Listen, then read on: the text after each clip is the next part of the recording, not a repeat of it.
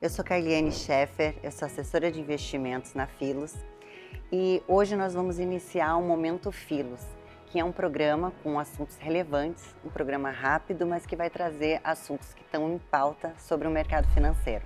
E nada melhor do que iniciar esse programa com um assunto em destaque, que é o universo de criptoativos, que tem sido objeto de intensa discussão e especulação nos últimos anos. Compreensivelmente, muitas dúvidas e preocupações surgem em torno desse ativo complexo e inovador. E para trazer mais clareza e compreensão desse assunto, a Filos convida o especialista em investimentos, Renato Campos, que é o RI da empresa Hashdex, empresa líder no mercado de criptoativos. Se apresenta para a gente, fala um pouco do Renato, tua função dentro da Hashdex.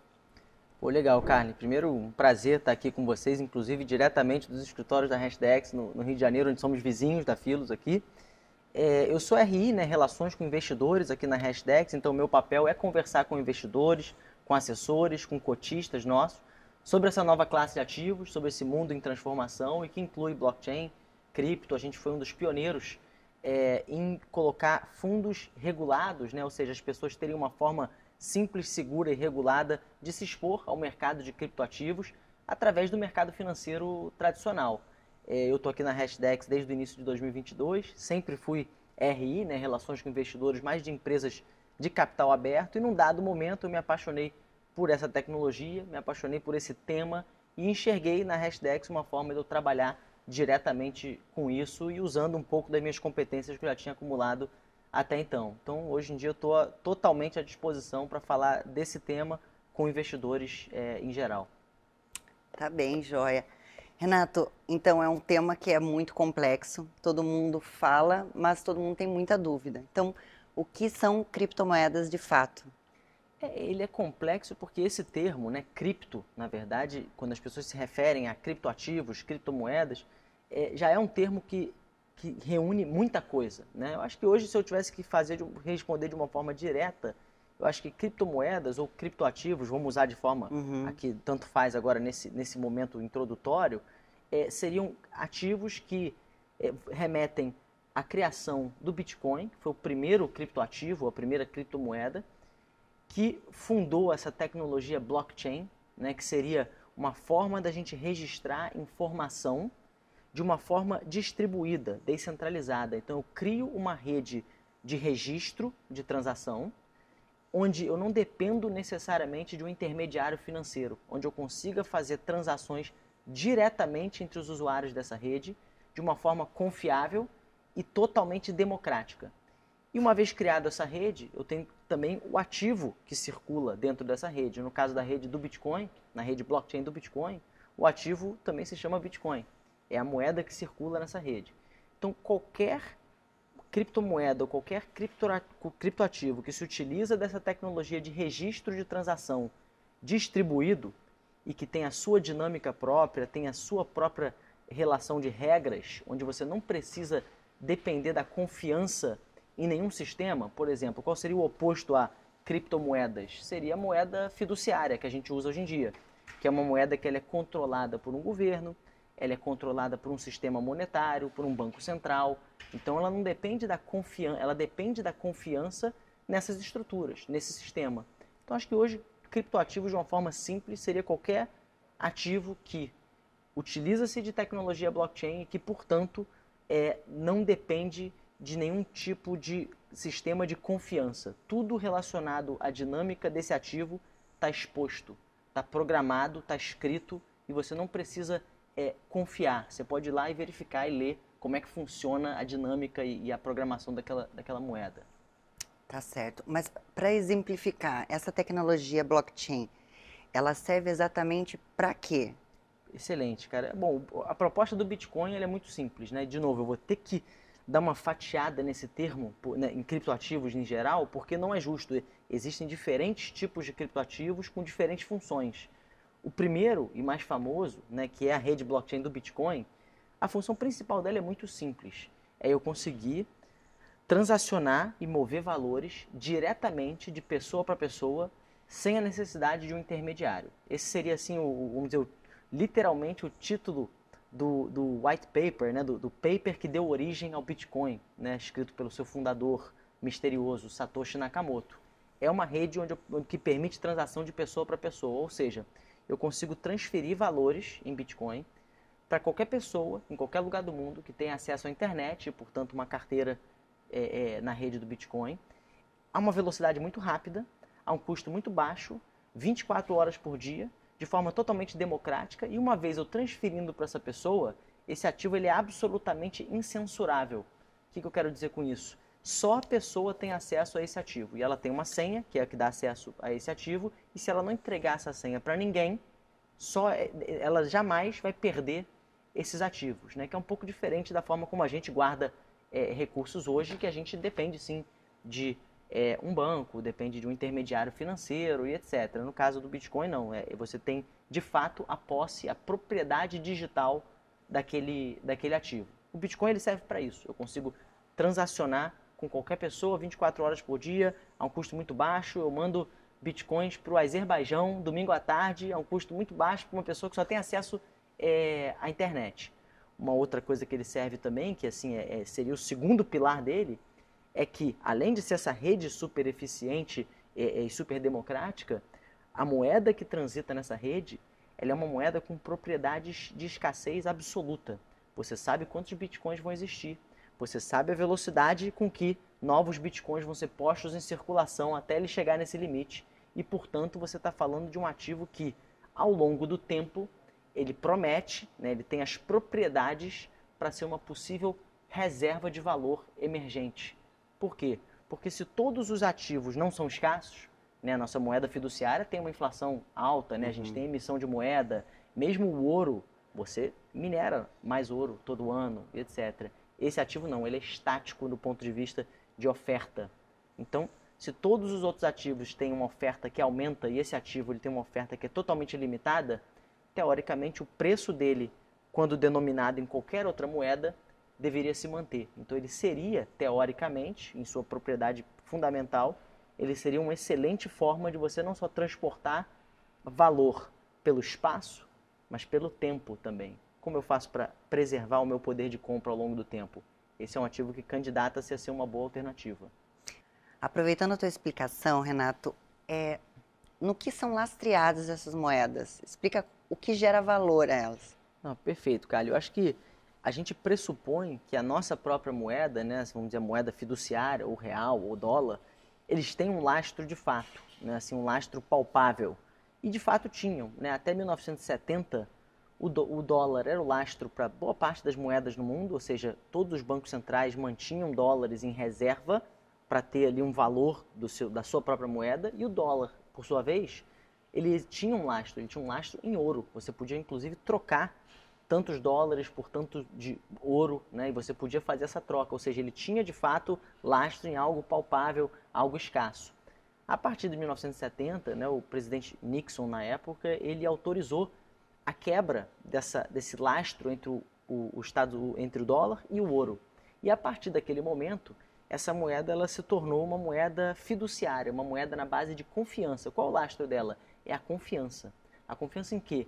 Em que aquele país vai continuar estável, que aquele país não vai ter nenhum tipo de guerra que vai causar uma disrupção econômica, que os bancos centrais e o sistema monetário vão atuar de uma forma confiável e não vão ficar imprimindo moeda à torta e à direita a ponto de diluir quem é que tem essa moeda, né?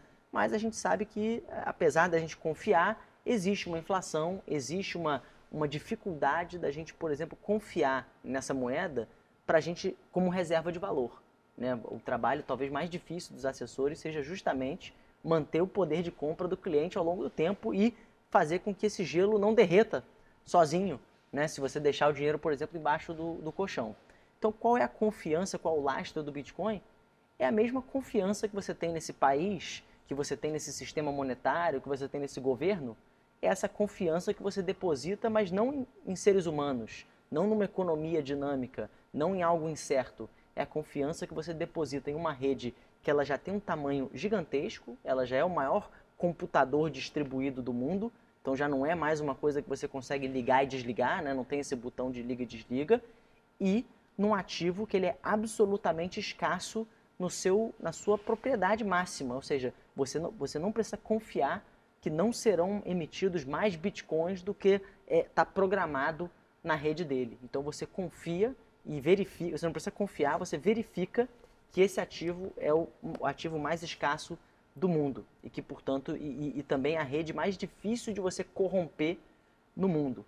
Então, esse é o lastro dele, é a não necessidade de confiança nessas propriedades, segurança e escassez.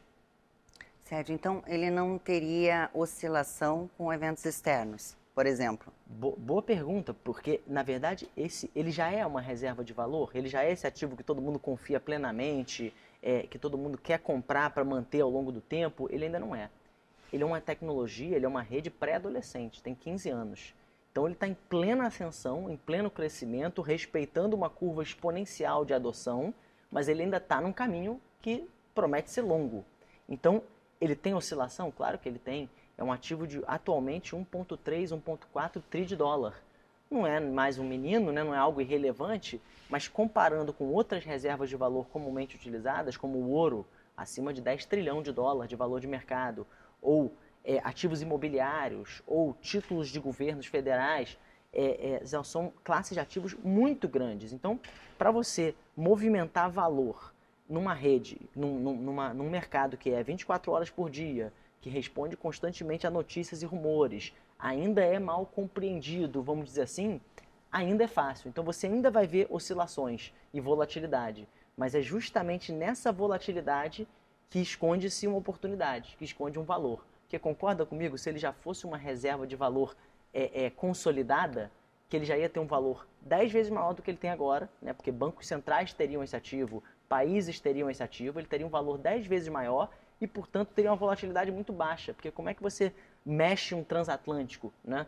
No momento ele é um barquinho. Então, oscilações, grandes movimentos de capital, como essa entrada, como essa aprovação de um ETF de Bitcoin nos Estados Unidos, uma entrada de capital muito grande, vai gerar volatilidade. Esse ano essa volatilidade tem sido para cima, né? Tem sido de alta. Por que essa alta substancial? Porque está entrando uma injeção de capital gigante, vinda de investidores americanos que não tinham oportunidade de comprar esse ativo de forma segura e regulada no seu país, e agora tem. E ele tem um tamanho ainda pequeno.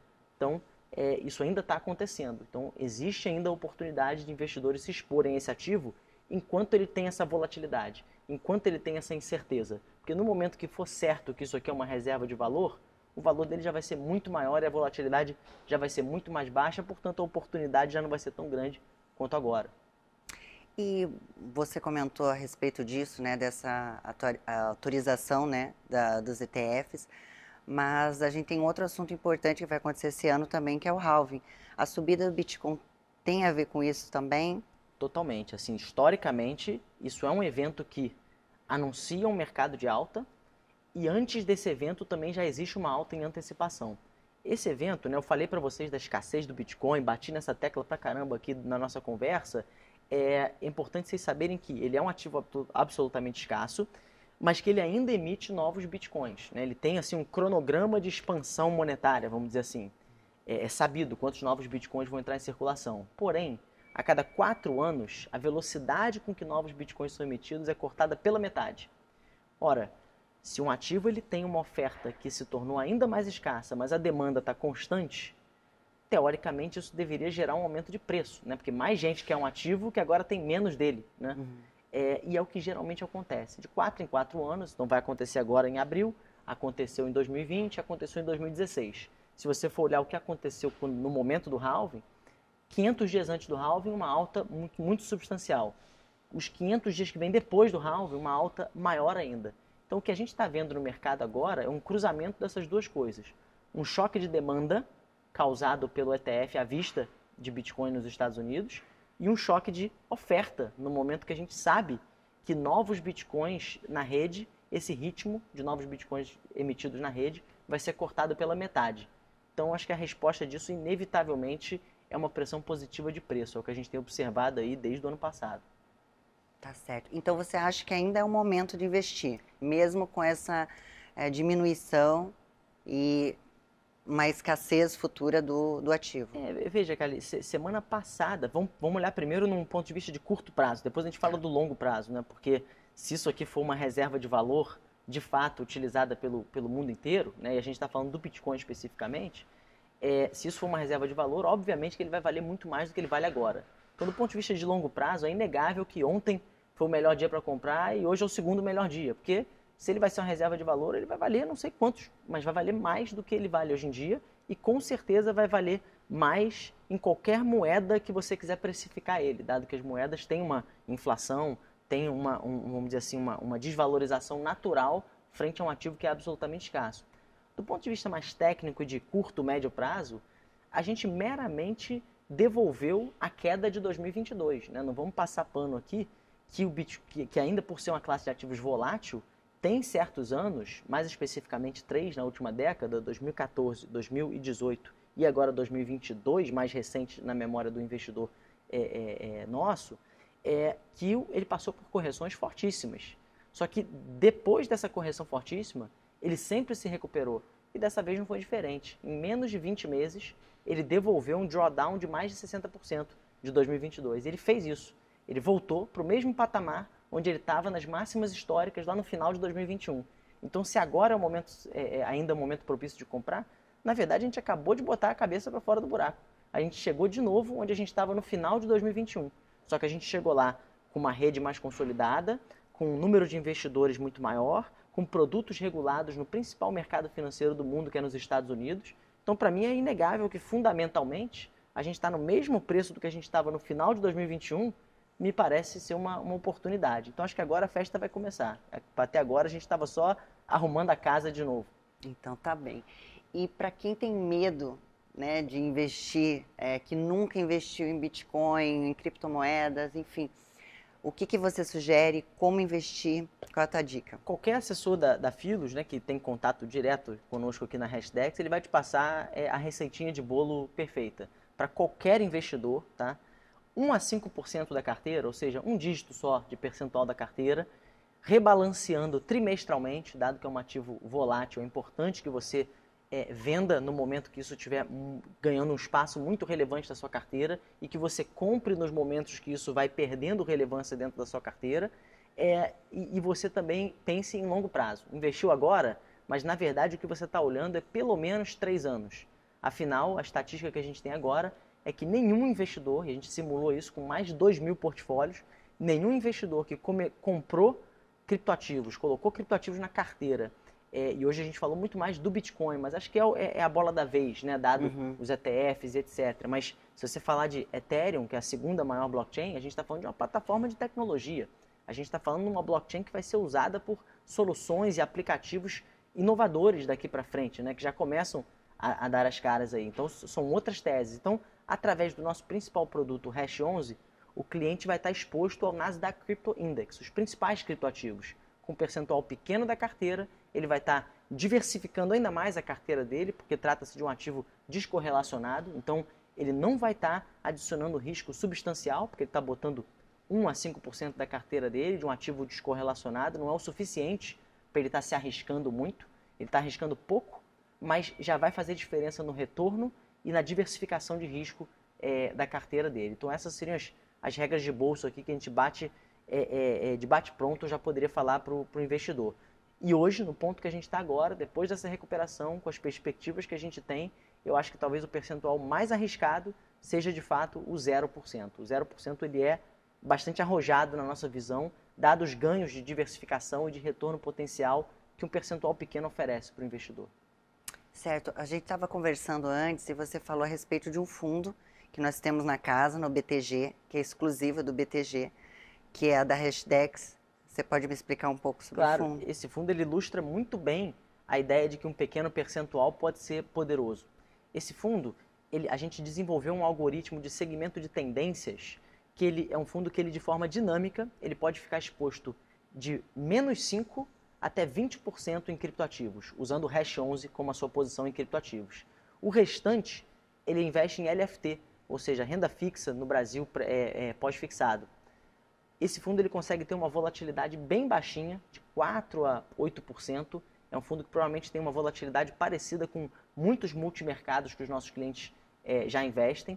Porém, o fato dele colocar um pouquinho de cripto no portfólio já deixa ele com um potencial de retorno excelente. Então a gente está num ciclo de recuperação, de alta. Esse fundo na janela de 12 meses ele está com mais ou menos 18%, mas uma volatilidade muito baixa. Então para aquele cliente que tem muito medo da volatilidade de cripto, mas quer um produto que se utiliza de cripto para, de forma dinâmica, ganhar do CDI no longo prazo, esse pode ser um produto para ele começar a entender um pouco dessa classe. Ou para o cliente que não se interessa nem um pouco por essa classe de ativos, no mínimo, ele deveria analisar os dados e o retorno desse fundo para ele ver que, mesmo não gostando de criptoativos, a gente conseguiu formatar um produto usando criptoativos que consegue ter um perfil risco-retorno bastante interessante. O nome dele é Hashdex Criptodinâmico Long Bias. Está lá na plataforma do BTG, os assessores podem te ajudar a encontrar isso, ou no site da Hashdex você tem mais informações.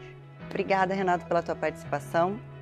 Obrigado, Carly. Eu queria só deixar um recado para os nossos investidores que o time da Filos, na verdade, tem total acesso à área de RI da Hashdex, e eu convido vocês também a entrarem no nosso site. A gente tem publicações recorrentes ali da nossa área de research sobre o que está acontecendo no mercado de cripto. A gente tem uma carta mensal todo mês falando do mercado, então continuem conectados aí com a gente, seja através do seu assessor, seja através dos nossos conteúdos aí online.